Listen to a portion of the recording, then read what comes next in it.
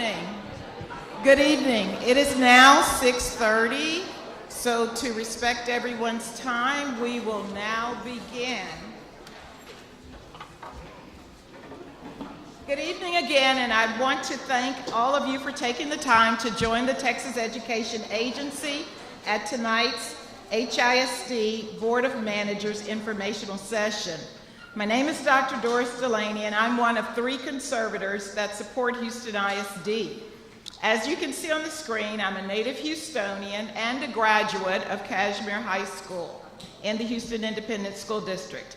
I've spent my career as an educator in the Aldine ISD and serving the greater Houston area as Deputy Executive Director of Education Services at Region 4 Education Service Center. As you came, you were provided a handout that gives you access to the Board of Managers application, a webinar explaining the application and selection process, and a way for you to submit questions. The agency has also adjusted the meeting time tonight to provide an opportunity for community members to ask questions directly to the presenter. Our session began at 6:30 and will end at 7:30. We want to provide as much information as possible while also leaving time for questions from the community. It is important that we set some meeting norms and expectations for this session. The agency is here to provide information on the role of the Board of Manager and the process to be on the board. We're asking that you please be respectful to the speakers and your fellow community members as the presentation is given. Again, the presentation has been adjusted or shortened to allow time for as many questions as possible. Use the Microsoft form found via the QR code that was on your handout to submit any questions that you'd like electronically, or be prepared to address the presenter when the time for questions arise. It is now my pleasure to introduce to you TEA Deputy Commissioner of Operations, Alejandro Delgado.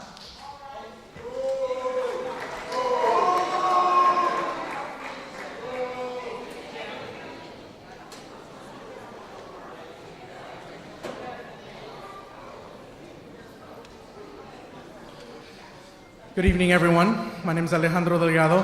Before I start, I do want to say it's meeting number 4 with a lot of you.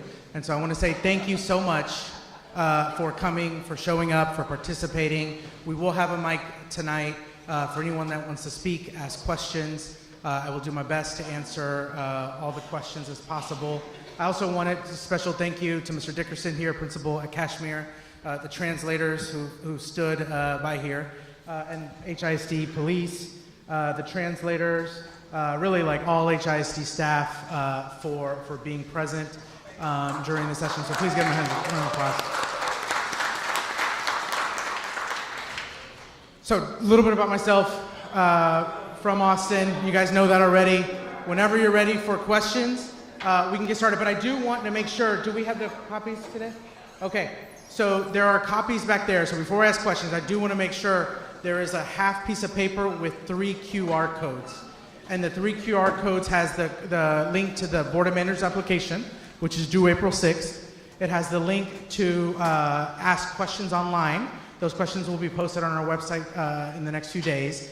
And then it has a link to our webinar about the Board of Managers process. So we're not gonna go through the slides today, and we're just gonna answer questions. So, sir, good to see you again. How can I answer your question?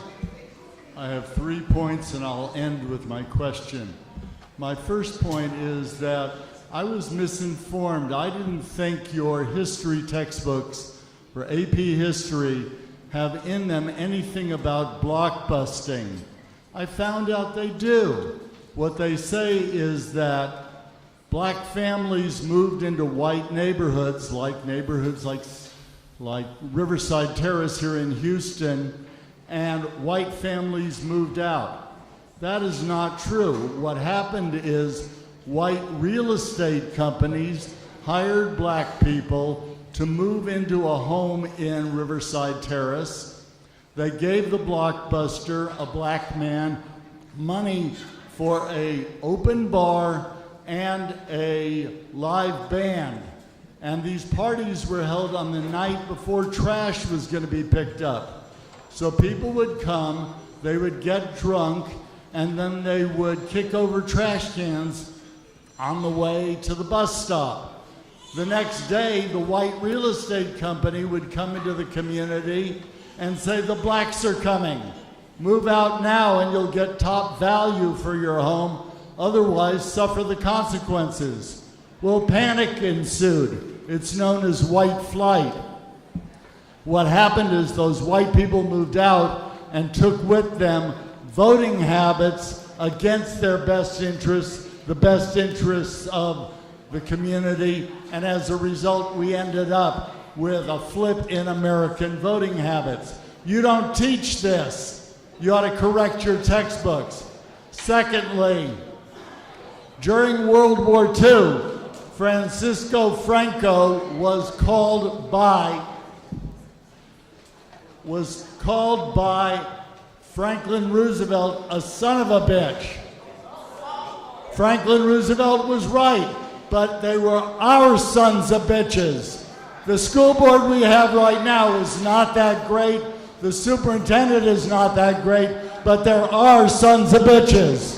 Lastly, in the movie Django Unchained, James L. Jackson plays the part of a lackey of a person who served the governor. You're doing the same thing. So did Harold Dutton. Are you going to go back to Austin and tell him what you've learned here, and as a result, tell him to pull down this stupid takeover? That is my question. Thank you, sir. Yes, sir.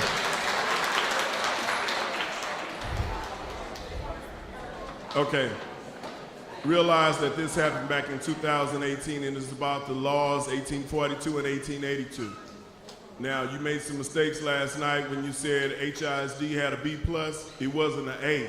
So that was one of the reasons why TEA is coming in to take over HISD. I keep telling you, taxation without representation is what started the revolution in 1776. If that's what you want, then keep going about it the way that you're going about it. I'm not moving. You don't live here. You're just a visitor. So I'm just letting you know, and I'm going to keep the time. I just want to make sure that you understand, and everyone at TEA, and everyone at HISD, and all the HFT, everyone that listen. There aren't many teachers that are here. I live here. I teach here. Thank you. I live here. I teach here. My kids are in HISD. I'm not going anywhere. Thank you. Appreciate that. Thank you, sir.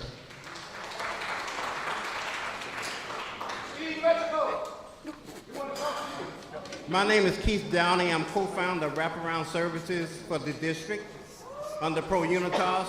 And the one thing that we have to assure ourselves in this community feels misrepresented, period, across the board. We have to assure, if there is a board of managers coming in, our children in these communities need equitable funding. In fact, we need more funding. We need more funding. Whenever you put funding in a poorer community, the affluent says, what about us? Well, they don't realize they are affluent. So the point of the matter is we have to make sure that the proper services are in these schools to help our students. A scholarship should not be the exception, it should be the norm in our schools. That being said, are you assuring us that proper funding for because wraparound's not going to go away, that you definitely are going to put proper funding in schools, not just the Cashmere feeder pattern, because the feeder pattern approach, but all schools, that you're going to do that. And if you put a board of managers in, the reality is it takes about a year for them to get going, to get their feet up under them, to know what they're doing. So, that being said, are you assuring us that proper funding will go into these schools? I can assure that the Board of Managers and the Superintendent are going to work towards proper funding for HISD schools, including, importantly, the wraparound services that are happening right now, and continuing to maintain that. Can we go to the next question, please? Thank you, sir.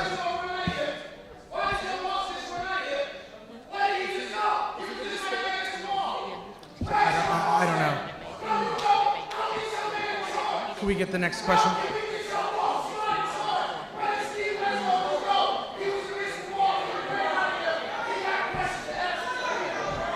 We got a next question, sir.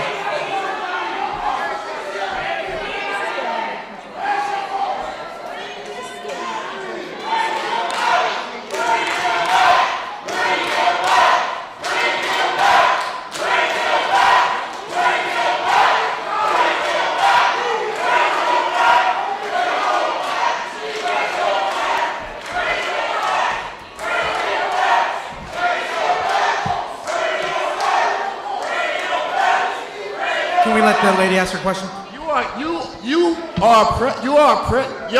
You're teaching history. You are a principal at all charter schools. You are only a principal for 1 year in Austin ISD. If you look up this guy's history on LinkedIn, look up Deputy Commissioner Alejandro Delgado, look up his LinkedIn profile. You're a UT graduate, a Georgetown graduate. You taught at all charter schools before you came here. Where's Steve Letchelo at? I just seen him run out of here. You guys are causing all of this chaos. We want to talk to your boss. Yes, ma'am.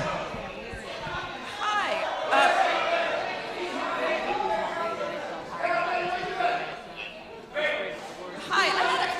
I had a question as a taxpayer. In reading your job description, I noticed that if you have ever been involved with a closed charter school, you're disqualified. My question is, why aren't you disqualified for being involved with an open charter school? Charter schools are competitors to HISD. Are you going to allow charter school people onto the Board of Managers? I believe they'll be under consideration if that's what's on the application. And you don't think that's an obvious conflict of interest? Do you think that's an obvious conflict of interest? It was a decision made to add it as a criteria. Well, It's just one of the aspects. I can tell you as a taxpayer, you are not addressing any ethical and conflict of interest issues. This just seems like you're going to hustle us out of a lot of money, and I'm very unhappy. Thank you.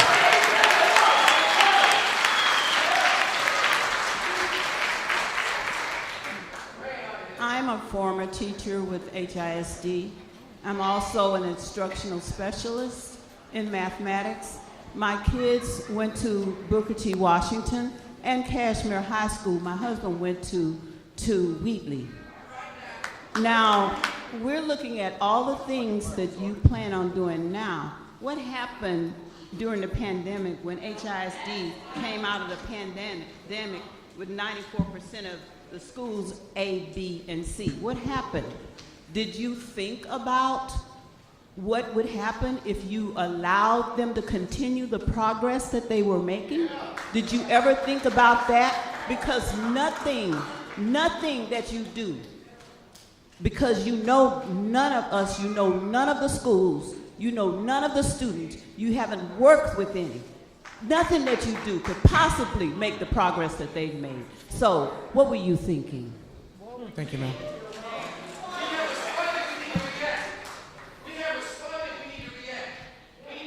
No, I can't. Hell no, I can't. Let's get something straight, man. I've been playing the game for 3 meetings. Get out my fucking face, and I'm gonna say what I want to say.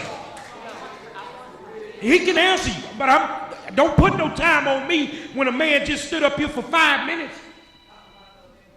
I said what I said. Say, man, we're gonna get into it tonight. I would like an answer to my question. Yeah, what were you thinking? I pay taxes just like you.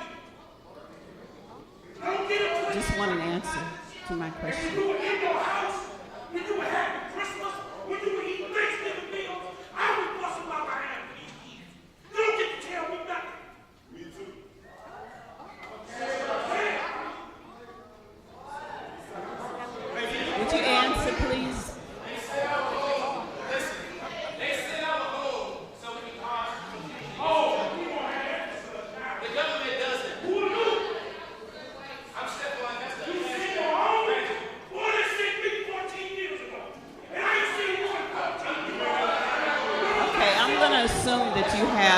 no reply to my question. All right.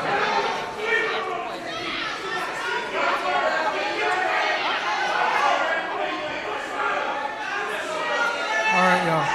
Say, man. Say, if it's kids here, check it. Say, man, let's have a conversation. I went viral one night because I was throwing money at your school board. And while I was throwing the money and telling you that they getting money and they not taking care of our kids, ain't nobody said nothing. Ain't nobody said nothing. Greg Abbott, Delgado did not get indicted by the feds. They did not. Say, well, I almost told you who they said. Say, man, we go outside and talk about it. Say, man, you get mad at me all you want. But when they needed me at Cashmere, I was here.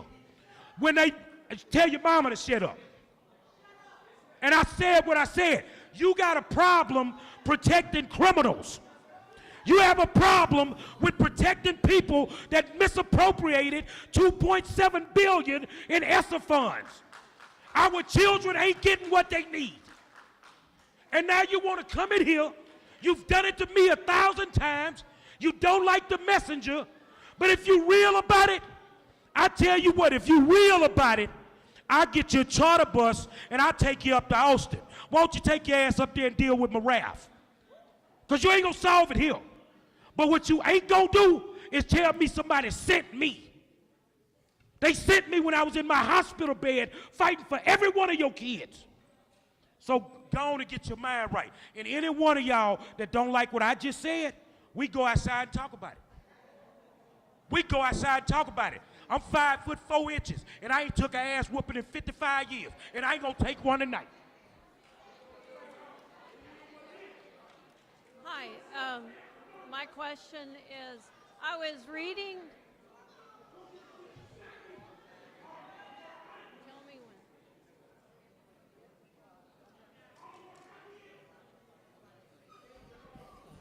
So, I was reading the transcript of the Chronicles interview with Mike Morath, and it was very interesting to me that at one point he said that the Board of Managers, he said he doesn't want them to be distracted with silly distractions like, should we pay this vendor or that vendor?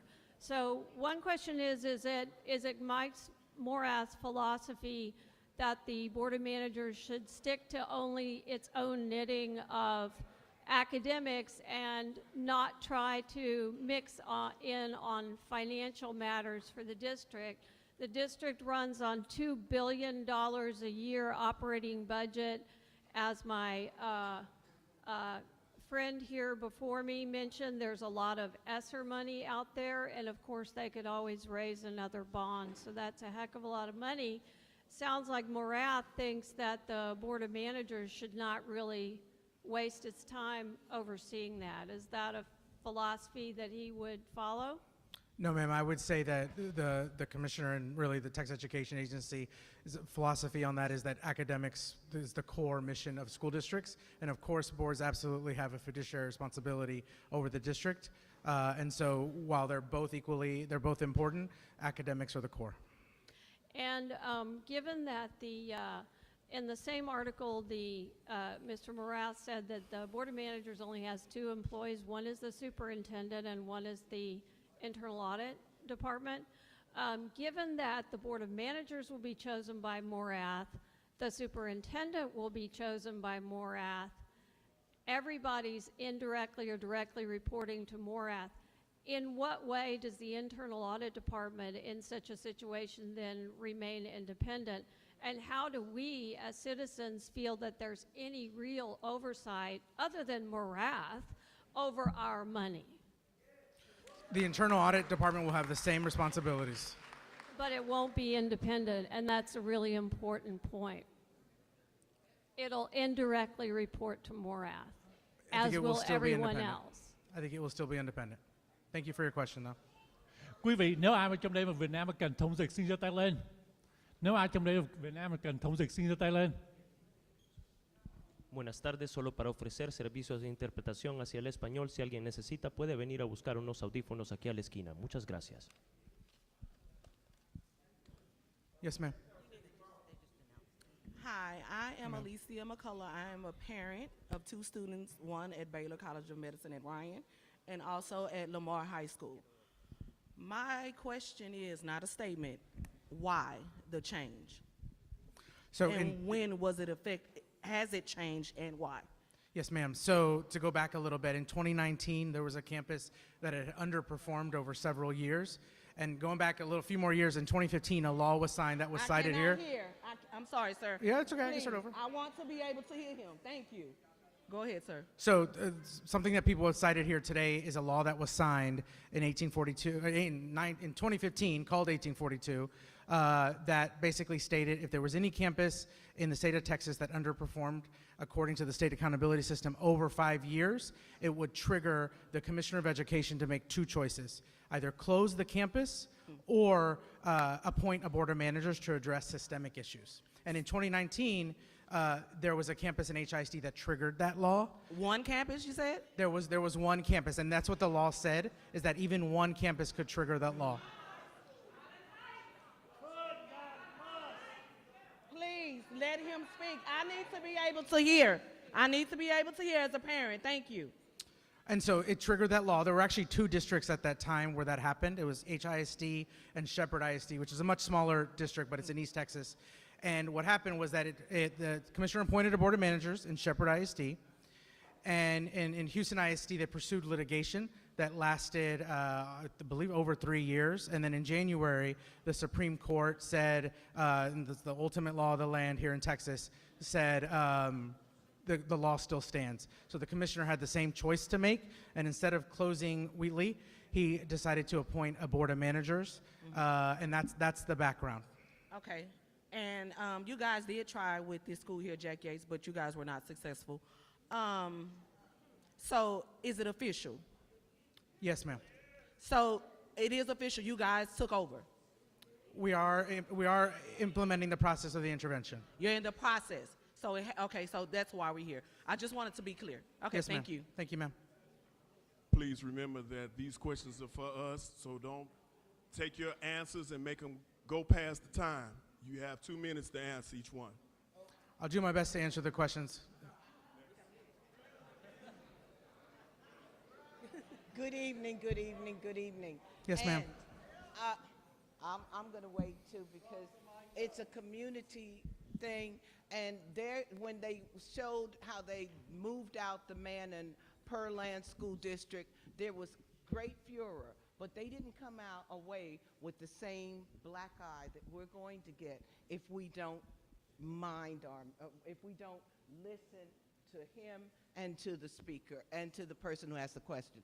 One thing, since you're taking over, if you're taking it over, what are the scores you're expecting? What is it that the people are supposed to do? What is their boundary? We do remember the Commission of Education agency wanted to be dismantled under Governor Perry because he said it was a do-nothing agency. Since that time, it has never had people that were bastions of education in them manhandled. It's always been somebody's sinecure. The manager that was sent to Kashmir when I taught here was a nurse. She did not know anything about the math scores, and she didn't know what it was that we had to do in order to improve. So you're just saying to the school district, improve? We don't understand. We'd like something a little bit more, we demand something more concrete than just, you've got to improve. And it cannot just be concomitant on test scores. Thank you, ma'am. Good evening. My name is Ornetta Murray. I am a special ed teacher in West Briar. My concern is the teachers, the concern with the staff, concern with the bus drivers, concern with counselors. Are they going to have a job? Everything that you say, it's based on the board of managers. But these people, they're working right now. It's a lot of teachers not here right now because they went to work, they're struggling, and then this is looming over our head. My issue with TEA, if they didn't make the right decision about disseminating the information, they should have waited till June instead of, February, doing a high month of time of academic, testing and getting ready. What are you going to do? Can you guarantee that our teachers, that our bus drivers, that our nurses, that our cafeteria workers will have a job after June 1st when the new board take on? Let me say this one more thing. You all also, this is what I got to say this. I think Abbott is if he wants to run for president, the way he's doing it right now, he's not going to win. He messed up with Uvalde, and he's messing up with HISD. And at the end of the day, you can't win a race just with y'all. You win a race with all. So I'm asking you, can you guarantee, because right now the teachers are stressed, can you guarantee whoever it is in charge, our teachers are going to still have a job after this takeover? So that's a great question. I understand your concerns. So that what I can guarantee is that the Board of Managers and the Superintendent are going to be committed to making sure that you are supported, you're well-resourced, and that you have jobs. The lies. Yes, ma'am. Hi, ma'am. The lies. Our teachers are with those kids every day. They are with them more than their parents are. I went to a school board meeting, but let me tell you something. You got to wrap around in a school. You have community and schools in there, and those kids aren't getting what they need because y'all too busy fighting amongst each other trying to see who's going to get paid the most. I don't care about your salary. I care about the fact that y'all came in and took a damn hostile takeover to HISD. Then we have 5 black high schools. Now we are talking about segregation.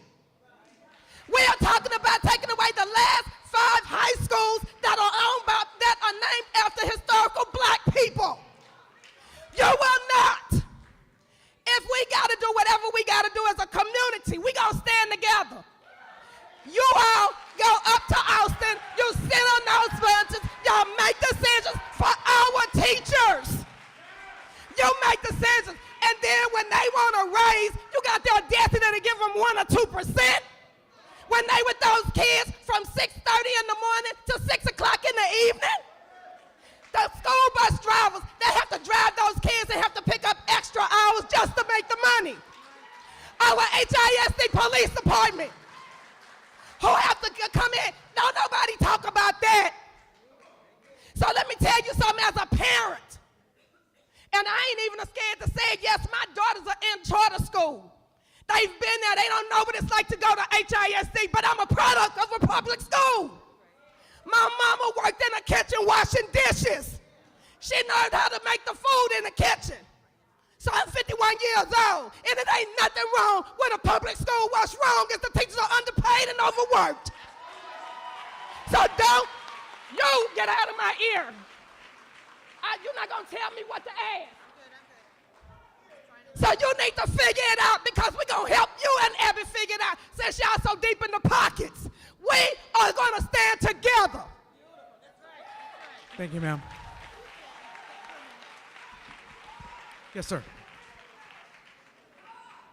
First and foremost, I'm a concerned taxpayer that's a graduate of this school, class of '81. And my question to you would be, is it takeover because you're trying to say that the academic levels are low in certain schools? That is correct. There are a subset of students, subset of schools that have been chronically underperforming. Okay, my second question to you is, I'm not going to make this long, but this is something I want everybody to hear me. Will the takeover instill values, morals, and principles within HISD students? Our intention is to select a group of people that will support that. Okay. I have something I want you to think about.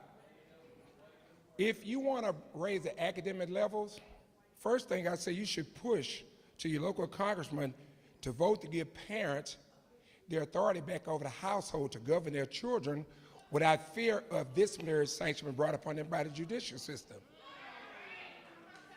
Number two, reason why I'm saying this, I used to work for HISD as a police officer.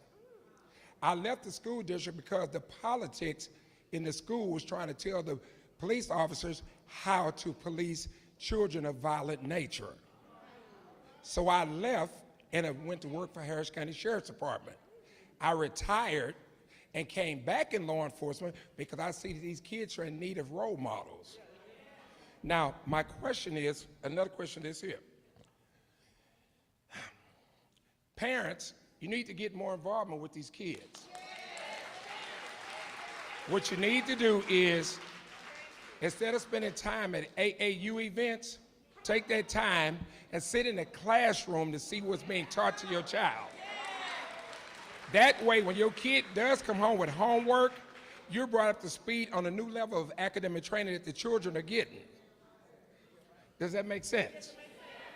Don't come to the school wanting to fight the teacher because you didn't teach your child how to count from 1 to 100, how to learn their ABCs, to learn that a capital A is not an uppercase or a lowercase when it's a small a. So what I'm saying is, right now, the way we're gonna fix this problem, it don't matter what your skin color is, you must come together like this before it gets to this point. Because even when TEA takes over, they got the same degrees, same certification, same certificates as the school board members now. So the only way we can fix that, united we stand, divided we fall. Thank you, sir. As a reminder, the community meeting will last until 7:30. Just as a reminder, the community meeting will last until 7:30. It is 7 o'clock. Please be courteous of other speakers as you're asking questions. Yes, ma'am. Good evening. Good evening, ma'am. I'm a graduate from Cashmere Senior High, and what it is I want to know, why did they send you and you can't answer any of our questions? I've tried my best to answer questions. I understand that, but you are not who we need to talk with. And this is not at one meeting. I've been listening to what you've been saying, and you quoted, this is not about the teachers, it's not about the parents, then what is it about? So I misspoke there, and I apologize. That was not true. But no, that's not, no, you didn't miss, no. I want to know, what is this takeover about? And if you can't answer the question, you need to go back to your boss and tell him we no longer want to talk to you, not any disrespect to you, but we don't want, nor do we need to talk to you. We need answers, and we need them now, because these meetings that y'all are holding is you're trying to pacify us, and we don't need a pacifier. We need some answers out here. We need, you get Greg Abbott, get him out here. He is the main one that started this. And I have one more question for you. When did you guys decide to take over? Because it wasn't last night. It wasn't last month. Y'all been planning this here. This been in the making. And then you want to say, oh, it's because of one school. No, no, it's not, because if that was the case, you done took over a lot of schools here in Texas. And why haven't you all taken control over the other school? But I'm gonna go ahead on and I'm gonna sum all of this here up. And what it all boils down to is all about money, and ask your boss to come to the meeting. Thank you, ma'am.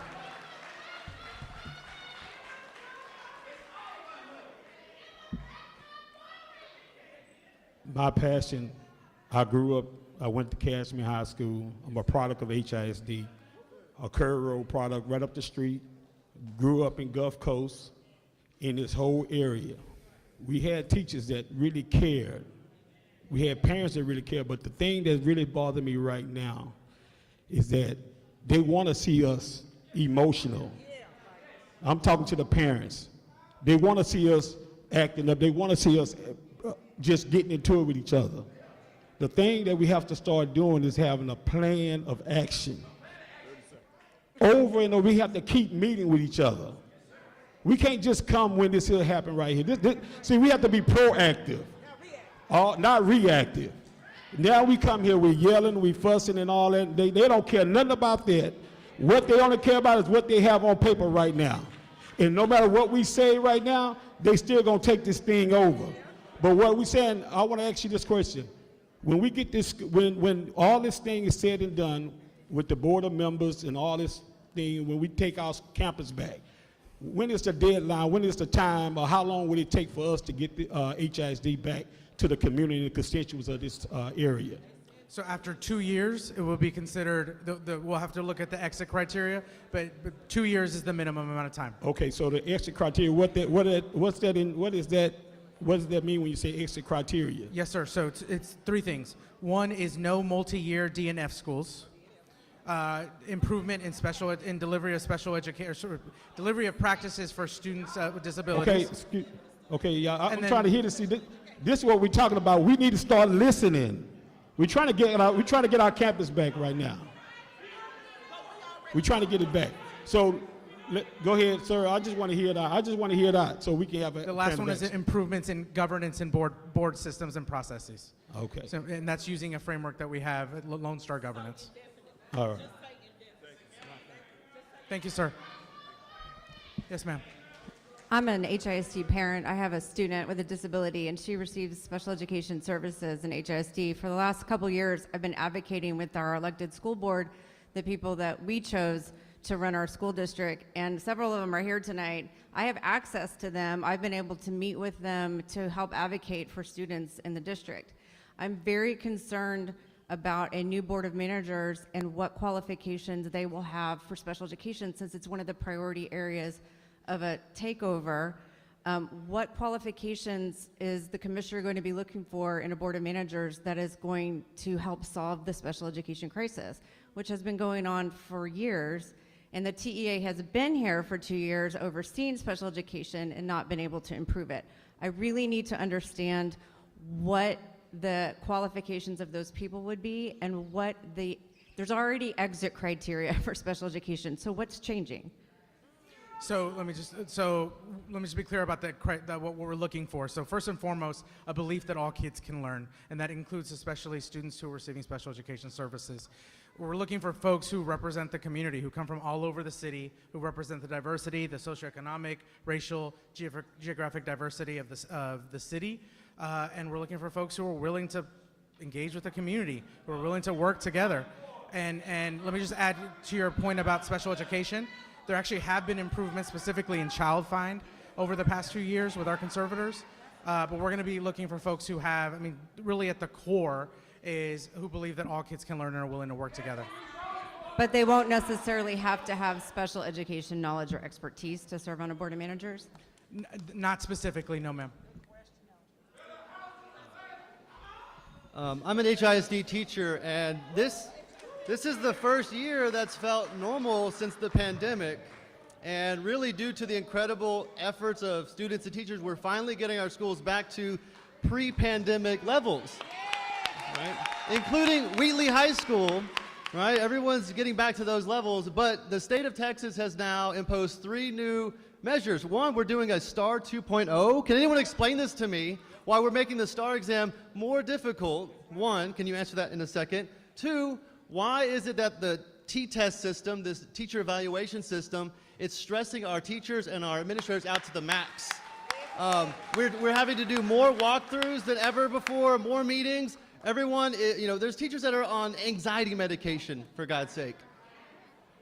And then to make it worse, our rating system has changed. You guys have changed the scale score on the career readiness section, which has taken schools that were at a B and put them into a D or failing. So looking at these 3 criteria, tell me, why has the state of Texas made these changes if it's not to set up our schools to fail? So could you talk about the STAR 2.0 for one? So the goal is not to set up students to fail. The goal is to support school systems. We're trying to raise the bar and expectations for students. Why are you trying to raise the bar and we're still barely out of the pandemic? Why is that retroactive? students fell behind, and we're trying to make sure that they meet where we expect them to By be. creating an exam that you know in advance that they were going to fail in large numbers. We don't believe they're going to fail. Right. Is it also true that some school districts had to pilot the test? I don't know if that's accurate. Right. I'd like to hear more about that, but. Okay. Yes, ma'am. Hi, good evening. I'm also an HISD teacher. And so here's the thing. Here's the thing, y'all. 210,000 children in this district, and TEA is telling us they're taking over our district, taking control away from us for the good of our children. They're not with our children. We are. And when they come in, they're going to focus on STAR preparation, which gets rid of non-STAR tested classes and programs. That means music, that means art, that means sports. And those are the programs that keep our kids sane. Those are the programs that keep our kids willing to keep going in math, science, English, social studies, languages, and their other academic electives. So what is TEA going to do when they come in here to recognize the humanity of the children we are recognizing the humanity in every single day? What are you going to do to prevent our children from being robbed of their life-saving, life-giving programs? We don't plan to get rid of any of that. You don't plan to, but that doesn't mean it won't happen, and we know won't that. get rid of any of that. That's what makes school special, and we thank you for everything you do.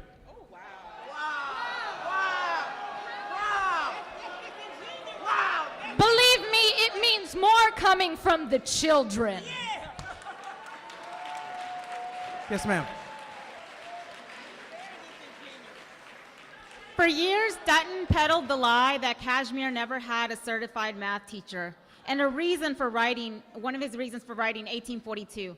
On the note of certified teachers, I want everyone to know that HB 1842 also brought with it District of Innovation, which gives districts who participate the same freedoms as charter schools, freedoms to circumvent state laws that protect students, teachers, parents' rights, including the right to a certified teacher.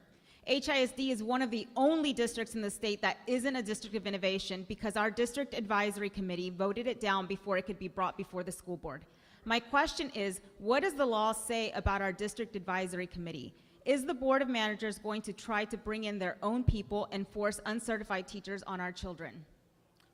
One, I'm not a lawyer, so I don't want to give you any legal answers to that. What I can say is that the Board of Managers is going to be expected to keep up, if not most, if not all, the advisory committees that are currently run. Will they be picking the District Advisory Committee? I imagine so. I can't answer that, but I imagine they will be. And the reason why I anticipate that will happen is because engagement's going to really matter for the Board of Managers and the superintendent. Okay. The reason this man doesn't sound very knowledgeable when it comes to education and some of the answers he's giving is because he's a Teach for America alumni. He's unqualified, anti-union, public school disruptors, and most of the TEA is TFA alumni. Thank you, ma'am.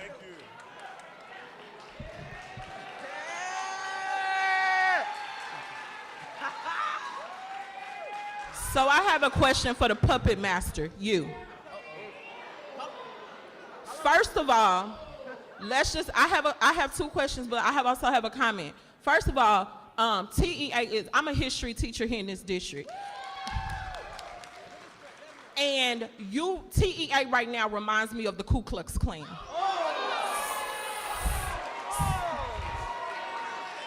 So let me give you a little brief history of the Ku Klux Klan. They used to ride at night where they couldn't be seen by people as they went and lynched black people throughout the South. What you did during spring break when you knew that teachers wouldn't be there, students wouldn't be there, and board members wouldn't be there, you went and lynched our district. That's what you did, TEA. So I just want to know, I see you. And it's time that y'all be called out for the BS. That's number one. Number two, my question is, what are you going to do about teacher consultation? What are you going to do? Are you going to sit down with the teachers who actually are with the children day in and day out and get our input on what's going on? Because again, it's easy to make decisions from a glass house. So our expectation is going to be that the Board of No, Managers... I don't want to hear your expectation. I want to know what's going on. That's going to happen is they're going to meet with and do teacher consultation just like they normally do. So I'm hearing you say that teachers will have a seat at the table, and I also mean teachers who are also in these Title I schools with these black and brown children who are poor and in poverty. We also deserve a seat at the table. That's correct, ma'am. And my last question is about the STAR test. I don't know if y'all know, but the state of Texas has spent $78 million yearly on the STAR test. So are we going to be required to keep teaching STAR? I mean, because again, your measurements, since we talk about data so much in this district, your measurements saying that there's a certain goals that we have to measure, and of course that's around testing. And you already know, because you already have the data and the stats, you already know that in certain areas our children are not meeting the standard, and the standard is white, by the way, that the standard for your expectations. So what are you planning to do about that? Thank you, ma'am. Yes, sir. Good evening, everybody. So I'm a teacher. I'm a teacher at Fleming Middle School. And my students both feeder into both Wheatley High School and Cashmere High School.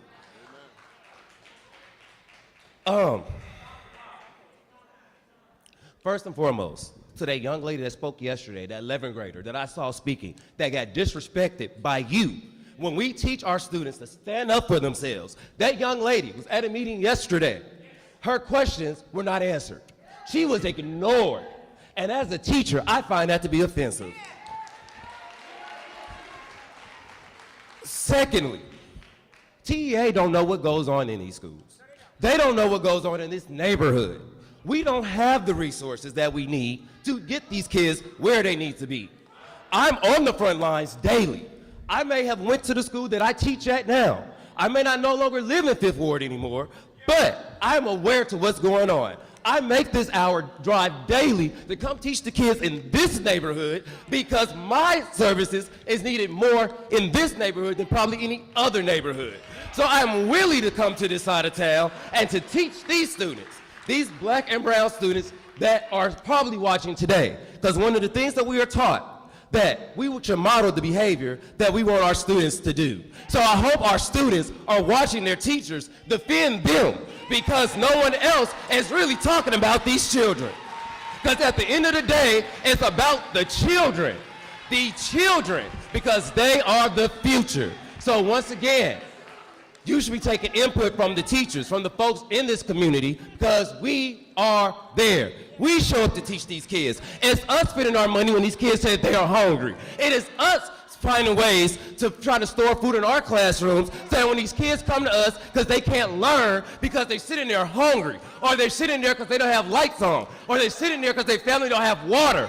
I thank God for HISD for having wraparounds that we can go and pay these kids rent, get these kids the things that they need so that they can have an opportunity to learn. So when the state comes in to do this, we know the state is not about to continue these services that we have for these students. And lastly, as I taught my students, because my background is in history, and I make sure my students know the importance of voting. So I hope right now that they have learned that they should go out and vote so that we don't end up in this situation ever again. Because as they know, they all know that they have rights. All my students know that.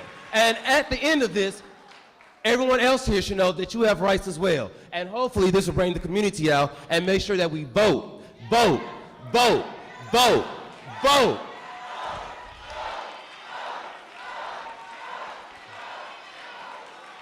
Thank you, sir. Excuse me, sir. Excuse me. Just as a reminder, it is 7:20. We will end at 7:30. Say, Gary, let this man talk. You taking up time. Thank you. I'm a parent. I'm a taxpayer, and I'm a teacher. I have a student in HISD. She's done a great job. What I did not realize is that HISD is one of the wealthiest districts in the state. It's the wealthiest next to Austin. Yet, we never have money. I could not understand it because I was listening to the Legislative Budget Board. And this is where I got the information from. This is criminal what y'all doing. If you were at a bank, you'd be robbing a bank, you're robbing our community. It is enough, our glass is full. People are passionate about what's going on in our schools. Then you're talking about giving $8,000 vouchers to rich people to pay at private schools. You're going to take money from our schools that we need resources and give it to those rich people. The rich get richer and the poor get poorer. It's enough. We're tired of it. Stop victimizing our district. We have a B rating. That's above average. We have a B rating. It's above average. It makes you don't have any justification for coming in here taking over this district. None whatsoever. Okay. Enough is enough. We're fed up. We're fed up, and we're going to fight to stop this takeover. It makes no sense. Thank you, sir. Thank you, sir. My name's Mike Doyle. I'm a lawyer here in town in large part because my aunt, who was a teacher's aide in a public school, encouraged me and my brothers to go on to college. I'm also the chair of the Harris County Democratic Party now. I have a math question because I heard you tonight, last night, and we heard TEA Commissioner Mike Morath in the Houston Chronicle interview point to Shepherd as what they're going to do HISD. And the math question is this little ISD up the road has less than 2,000 students. We've got over 209,000 here in HISD. They have 1,400 economically disadvantaged students. We got over 165,000 here in HISD. They have 35 English language learners in Shepherd. We've got over 71,000. They got 144 teachers up in Shepherd when they took over. We have over 11,000. So here's my math question. Did TEA come in and help those 35 English language learners up in Shepherd? What was the secret sauce? Because we've got 71,000 here. Did they have training for their 144 teachers that we keep hearing as a success? What are they going to do for the 11,000 teachers here? Because kind of the big question is, if they're doing this, are they going to pay for it with the 1,000 less people at TEA, 500 are accountants, or what are they going to do? Are they start taking tax money from our parents, our taxpayers here, to pay for consultants that magically did this with 144 students up in Shepherd? What's the answer, sir? It's just a math question. It's just a math question. It's a great question. So the TEA has appointed board of managers in 7 other districts since 2010 and has shown results in 6, including Shepherd, since that time. And they've ranged everywhere from 3,400 students to 50,000 in El Paso ISD. You're right. District's not as large as HISD. That's why we got to appoint the best people in Houston. So what, you didn't answer my question about where are they going to get the money. Are they going to have these unelected people appointed by Abbott appointees taking money to pay for consultants? What are they going to do? Where's it coming from? Wherever school funding comes from normally. Well, and the reason I ask is, twice in the last week, Governor Abbott has been talking exactly about what that last gentleman talked about, giving vouchers to rich people and taking away money from the schools. So how's that going to work math-wise? Sir, we're going to continue to work with the legislature to fund schools the way they deserve to be. Yes. Hi, my name's Amanda Tim, and I have 2 HISD graduates and a current Heights High School sophomore. I'm going to ask the same question I did last night again, and then I have a second question. First, there's a $33 billion surplus at the Texas legislature. Is Mike Morath asking for some of that money to help do all the things that we need to do to get back to where we need to be in HISD? So I do know that the commissioner is having conversations with members of the legislature, including the Houston delegation, for additional funding. Specifically, I don't know exactly how much he's asking for or what he's requesting, but he is speaking with legislators for additional funding. Okay. So the second question is, it's chilling when a democratically elected Board of Trustees is being replaced, at least temporarily, by appointed Board of Managers. What will be the public oversight and transparency for the community? Are you going to have an independent group of observers of teachers, parents, community members who can make sure you're picking qualified people instead of political operatives for the Board of Managers? So it's a great question. So we are going to ask the elected folks here in Houston to provide feedback on the people that applied to the Board of Managers. So they're going to have a say. So your elected officials will have a say, so provide feedback on who gets selected. Okay. So there will be that. And then the second part is once the people are appointed, there will be avenues that we're going to stand up in order for you to provide feedback and concerns, any questions you have for specific Board of Managers. Thanks. We will have those processes. Call your representatives, call your state senators. Thank you, ma'am. Yes, sir. How you doing, sir? My name is Roger Coleman. It's two things come to mind when I listen and I hear people here. It's accountability, for one, right, and evolution. What we need to do, they need trades in these schools that's more up to date to what kids would love to come to school and be proud to come to school, not only just to learn, but give them something that's outside of that. And when I speak of accountability, I hear people yelling and screaming, and that's cool. But parents, y'all got to get off Facebook and Instagram too and be accountable for what's going on as well, because it's a team collective effort. We can beat him up and what they doing all day, but it's everybody. We got to do this together, man, for real. Fighting each other, bickering at each other, man, that's nonsense. That's nonsense, and that's what they looking for, that's what they want. It's about evolution and accountability. We have to bring these times up for these kids what's going on today, not what was going on in the 90s and the 80s when we went to school, and that's the problem. They still teaching the same curriculum, running the same trades that they've been doing all these years, and that's why we at where we at now. Thank you. Thank you, sir. All right, so I'm a first-year teacher at a public school outside of HISD. I am a first-generation college graduate. My parents migrated from Mexico to come here for a better opportunity. I was afforded that opportunity through my public education. I became a public school teacher because I wanted to pay that opportunity forward. However, the Texas Education Agency has made it difficult for teachers to focus on the education of the whole child, specifically the Black and brown children. You continue to say that HISD takeover is about multiple failing schools in this district, but there are multiple failing schools across Texas. For those who may not know, the STAR test results will not be released until September of 2023.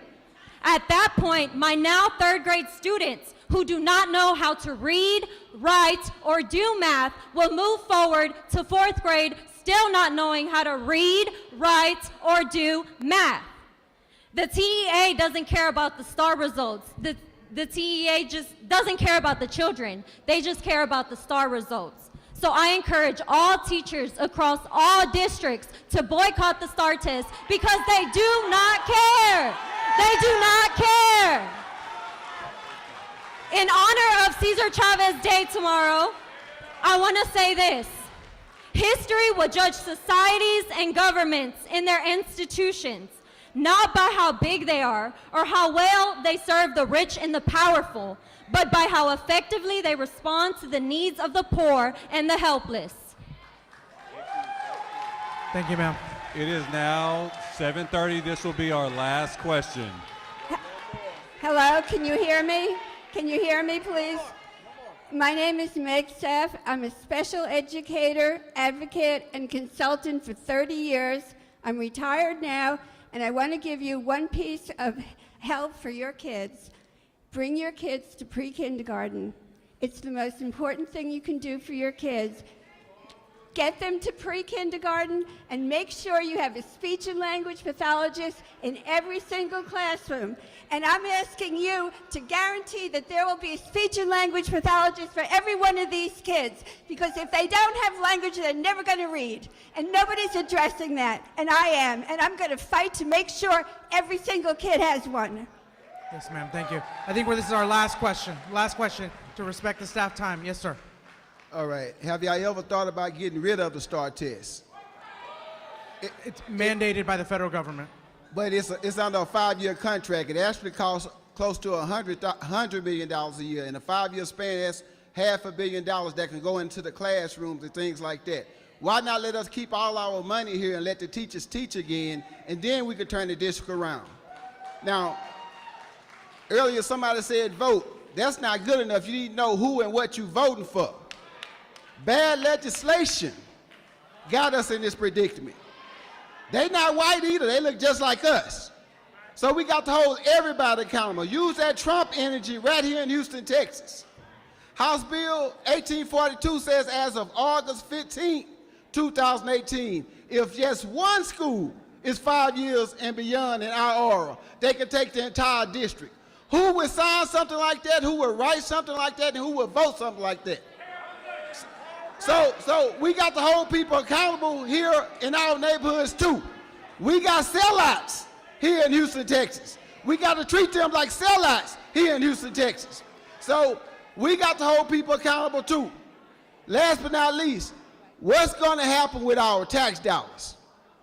My tax bill say Houston Independent School District. It don't say anything about charter schools. It don't say anything about partnerships. This is more about money. It's all about compensation that have nothing to do with education. Thank you. All right, y'all, we are at time. In order to protect staff time, thank you guys so much. The deadline to apply for the Board of Managers is April 6th. Thank y'all for your time tonight. Have a good evening.